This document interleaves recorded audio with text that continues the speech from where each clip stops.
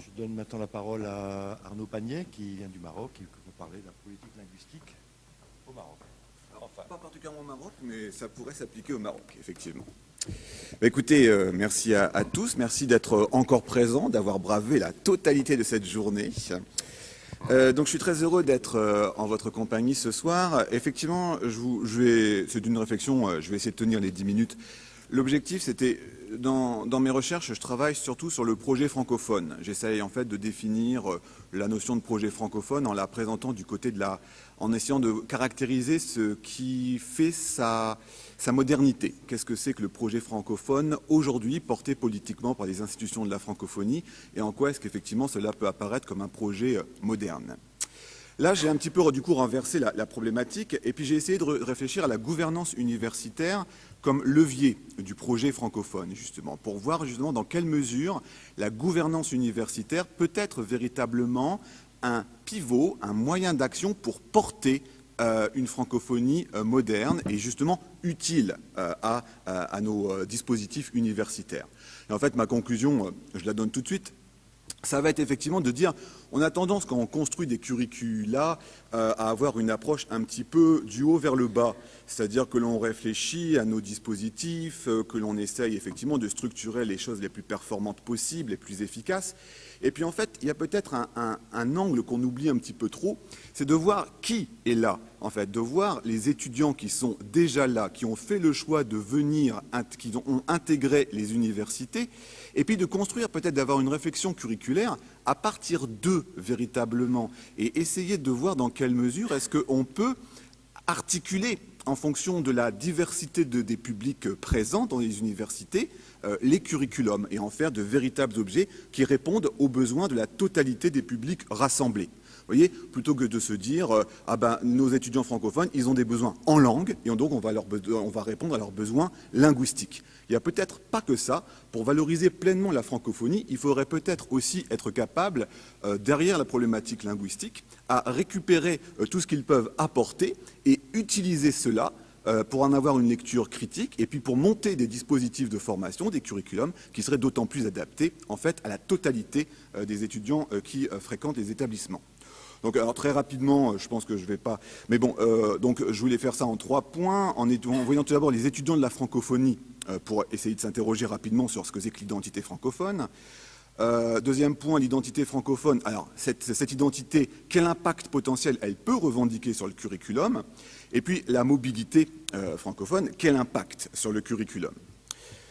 Donc, je voulais tout d'abord voir, étudiants, effectivement, travailler sur le pluriel étudiant avec un S de la francophonie, une identité francophone, et d'interroger un petit peu cette notion-là, pour essayer de définir comment cette transition de la francophonie à l'identité francophone peut constituer pour nous un espace d'opportunité pour notre gouvernance et pour la qualité des formations que nous pouvons déployer. Parce que partons du constat que la mobilité étudiante, en constant développement depuis maintenant une bonne centaine d'années, porte toute la complexité du XXIe siècle et qu'elle engage une réflexion sur l'évolution même de nos établissements. Parce qu'en fait, la notion implique des enjeux contradictoires. En même temps, et on l'a perçu aujourd'hui, elle porte haut les ambitions d'un projet associé à la mondialisation, dans lequel les différents acteurs trouveraient, là où ils le jugent pertinent, les conditions favorables à la réussite d'un projet personnel, intellectuel, économique. Là, je me place du point de vue de l'étudiant. Mais cette notion, elle confronte aussi les États et les individus à d'indépassables limites, au besoin de contrôler l'espace, à réguler, que ces régulations, et on le voit de plus en plus, soient de nature sécuritaire, identitaire, académique. Donc, en s'interrogeant un petit peu justement sur la notion de frontière, on peut observer que la frontière, c'est une réalité polysémique qui est en permanente resémantisation, selon qu'on la considère dans une perspective juridique, politique, académique. La frontière, c'est la manifestation concrète du jeu d'interface qui articule dehors, dedans, qui autorise la gestion pratique des flux à travers la prise en considération des perméabilités.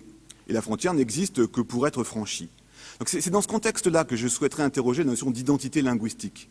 Parce que partager une langue, est-ce partager une identité? Et dès lors, comment prendre en compte la question de la frontière et de son franchissement dans la considération d'une dimension universitaire de la francophonie?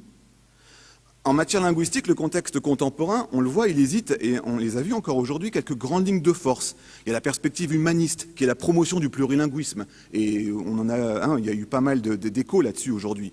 Il conviendrait de respecter, de favoriser le renforcement de palettes linguistiques complexes. Chaque individu devrait être à même, dans un système universitaire, de développer cette palette linguistique. Ça, c'est plutôt une vision humaniste, qui a une forte actualité, heureusement.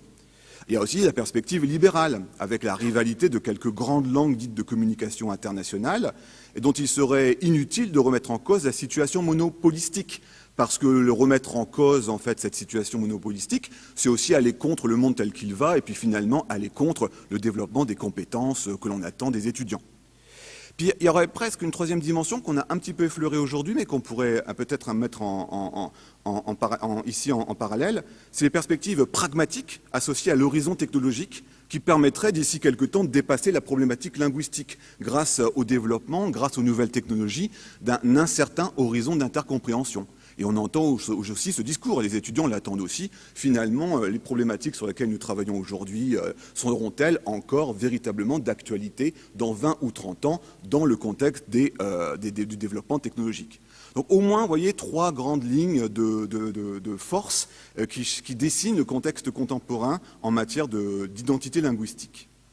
Et pourtant, sur cette trame de fond, chaque étudiant, chaque locuteur en situation de mobilité, en fonction de son histoire personnelle, de son parcours, demeure en mesure de décliner une identité complexe grâce à ce qu'il est, grâce à la palette qu'il maîtrise. À travers la maîtrise des langues, les frontières, lieux du passage et les frontières sont brouillées et ne suffisent plus à contenir les identités singulières ou collectives. Alors, je passe pour maintenant centrer un petit peu, zoomer sur la notion d'identité francophone et essayer de voir l'impact potentiel pour le curriculum.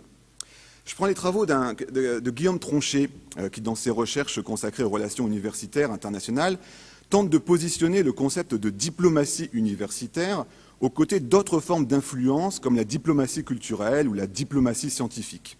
Donc, M. Tronchet considère par diplomatie universitaire l'ensemble des actions universitaires internationales et transnationales, donc les programmes de mobilité internationale pour les professeurs et les étudiants, les politiques d'accueil d'étudiants et de professeurs étrangers, la création d'antennes universitaires à l'étranger, la participation à des congrès internationaux et des manifestations universitaires internationales.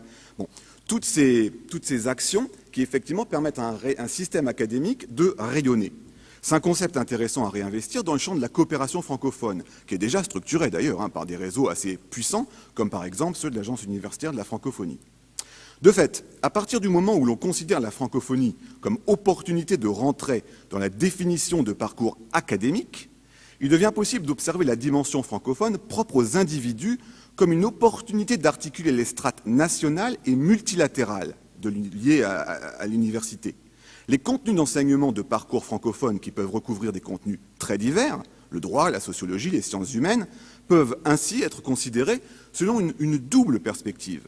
Parce que l'étudiant va interroger ses savoirs et ses compétences de manière duale, en les projetant certes du point de vue individuel, sur un terrain d'application propre, celui qu'il connaît, d'où il vient, qui justifie éventuellement son projet d'études, mais aussi en les réinvestissant dans le dialogue qu'il pourra entretenir avec ses enseignants et ses pairs, en l'occurrence francophones, selon une approche contrastive qui permet de décentrer les besoins spécifiques et de les aborder selon une échelle élargie.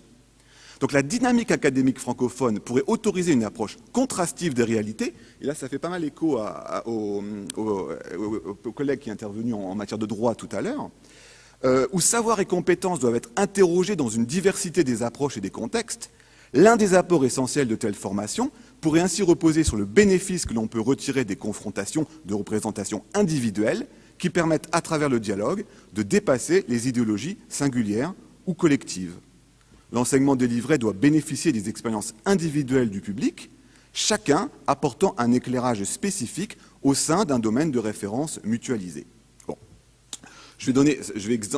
Ma troisième partie permet de donner un exemple rapidement. Parce qu'afin de travailler sur la question de la mobilité, bon, je me concentre sur l'exemple. Donc la définition de parcours académique qui traite de problématiques francophones devrait donc réfléchir de façon complexe à l'expertise qu'il s'emploie à développer chez les étudiants. dépasser la question purement linguistique pour effectivement travailler la notion d'expertise qui naît dans l'articulation de la langue et de la discipline qui est suivie par l'étudiant. De la même façon que multilatéralisme et vision nationale doivent cohabiter et contribuent à enrichir une formation, dans un cursus francophone, il s'agit de développer une cohérence dans la complémentarité des expertises dont on cherche à doter les différents publics. Une même formation en management culturel francophone, par exemple, pourra tout à la fois insister pour une partie de son public sur la préservation du patrimoine en contexte de crise, et pour une autre partie du public sur l'aspect marketing associé à l'organisation d'événements. Vous voyez ce que je veux dire? Public du Sud, dans des pays en crise, où on pourrait justement insister sur la préservation du patrimoine, et ce sont là des compétences qui sont absolument nécessaires à transférer chez ces étudiants. Et puis dans les pays du Nord, il s'agit peut-être même de mettre en place un lobbying, de valoriser ce patrimoine. Il s'agit aussi d'avoir une approche marketing, par exemple, sur la valorisation du patrimoine, comment organiser de grands événements qui vont justement mettre en lumière, faire découvrir ce patrimoine. Mais ces deux aspects ne doivent pas rester isolés l'un de l'autre. La formation deviendra pertinente et prendra sa pleine dimension quand le cursus aura permis d'articuler ces deux objectifs autour de la communauté francophone perçue comme une unité stratégique. Ainsi, lorsque les étudiants dotés de nouveaux outils et de réseaux efficaces seront, grâce à la formation académique, en mesure de collaborer pour qu'à travers le projet d'une exposition, par exemple, sur un pays en crise, il devient possible d'alerter le public sur le besoin d'agir, d'identifier des ressources et de mettre en place des actions susceptibles de préserver le patrimoine menacé, là, le cursus francophone aura pris sa pleine dimension.